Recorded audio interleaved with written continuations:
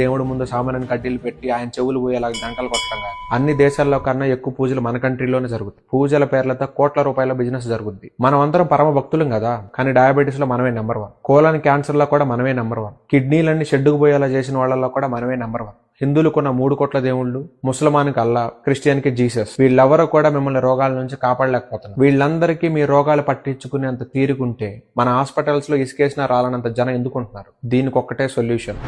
Diabetes వస్తే లో carb diet follow అయ్యి ఎక్సర్సైజ్ చేస్తే తగ్గుద్ది.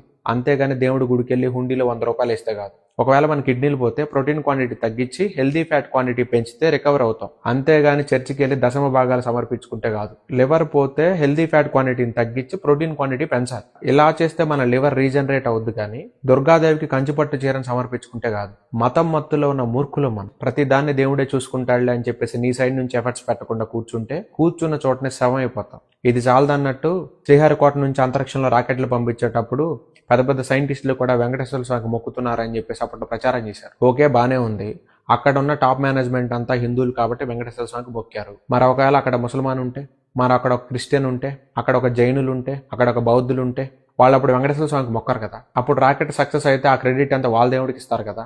రాకెట్ సక్సెస్ అయితే ఆ క్రెడిట్ నీ దేవుడికి ఇవ్వాలని తెలిసింది నీకు. అదే రాకెట్ ఫెయిల్ అయితే ఆ ఫెయిల్యూర్ కూడా నీ దేవుడికి ఇవ్వటం నేర్చుకో. నీ రోగాలు తగ్గాలి